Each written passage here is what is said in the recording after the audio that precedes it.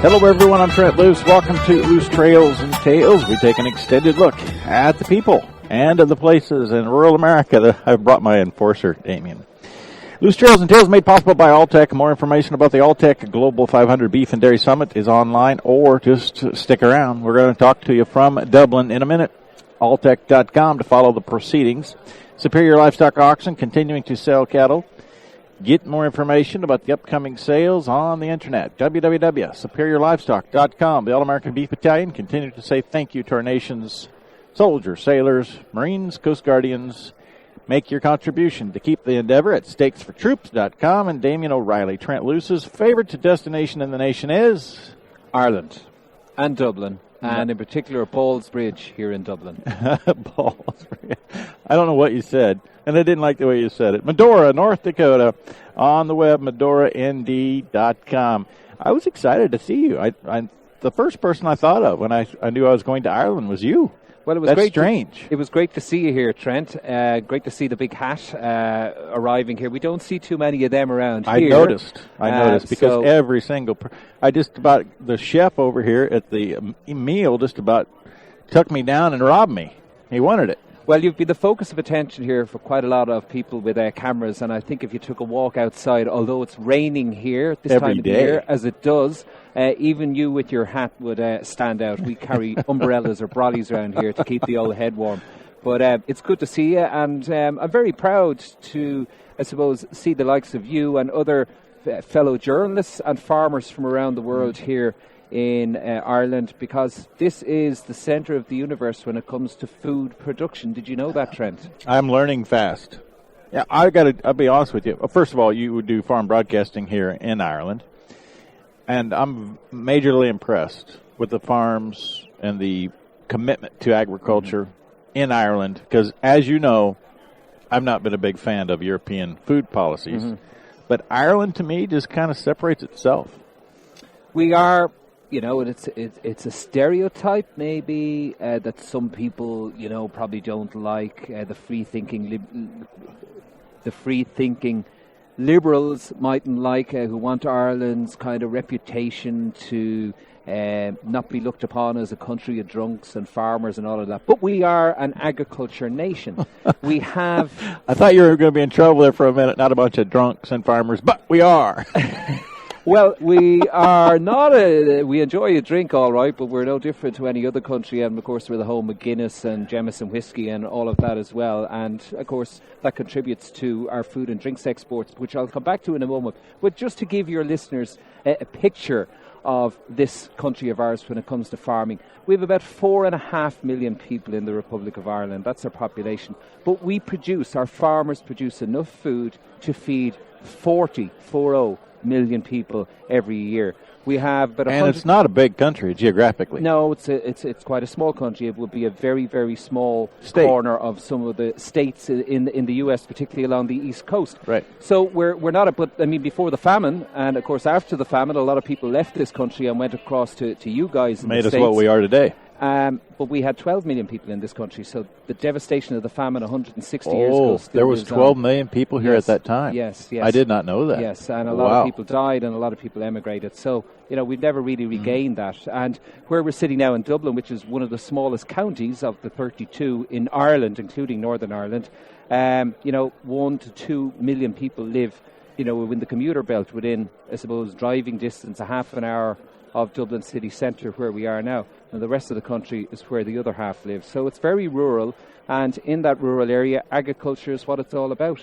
We have about 120,000 farmers, makes up about, I think it's something like between agriculture and secondary agriculture, in other words, those in processing or whatever, makes up, 17% or thereabouts of the national workforce.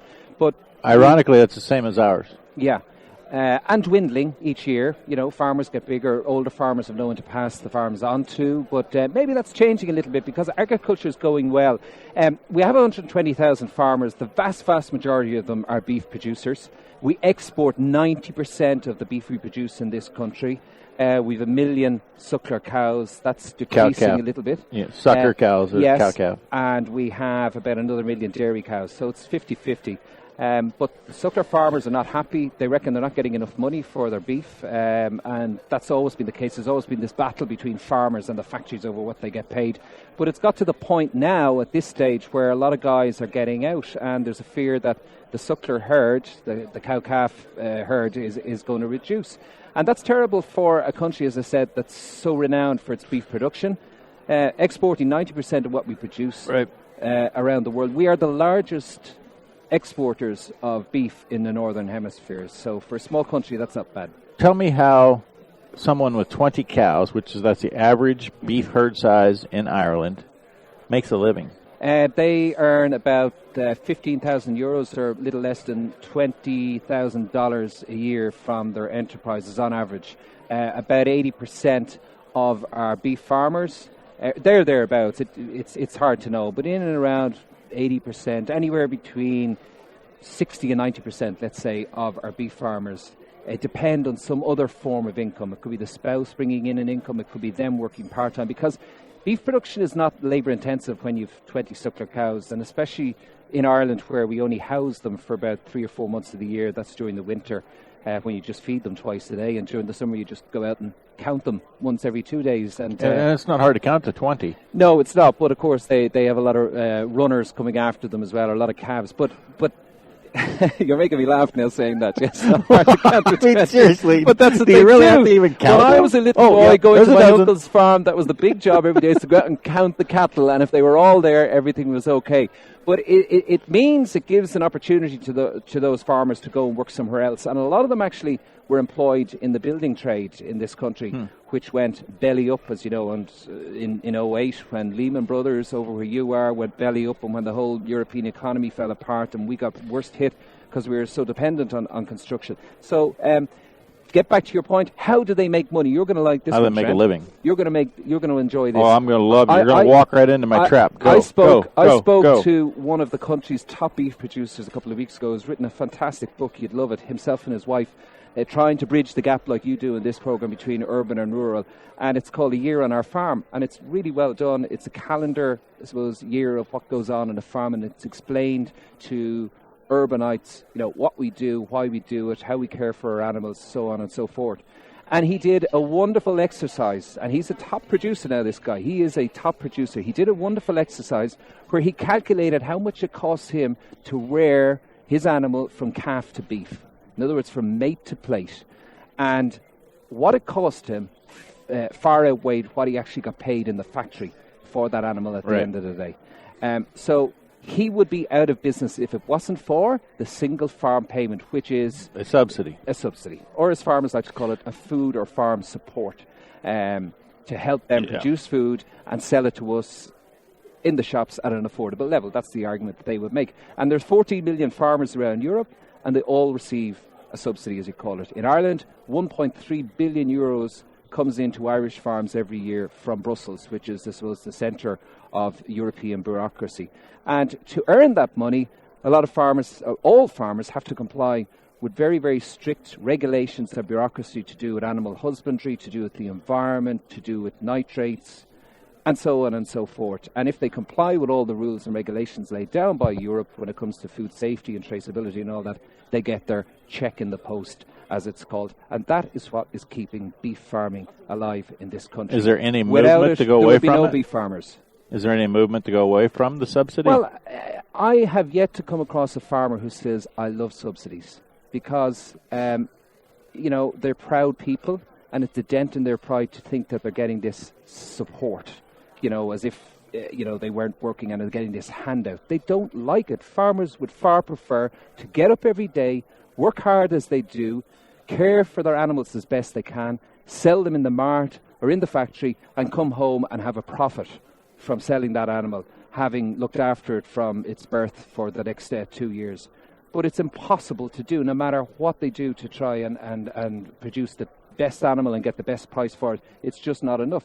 So they don't like it, but it's there. And the argument from Brussels is, well, it keeps the price of food affordable for European citizens. And it means, the cap was introduced after the war to guarantee a safe supply, a secure supply of food to feed its citizens. And I appreciate the argument, against subsidies.